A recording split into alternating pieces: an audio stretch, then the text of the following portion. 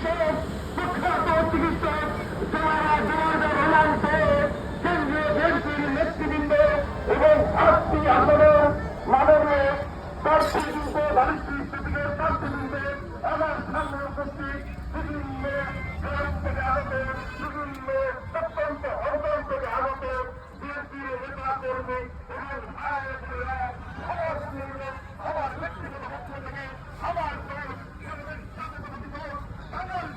পক্ষ থেকে সালাম এবং অভিনন্দন।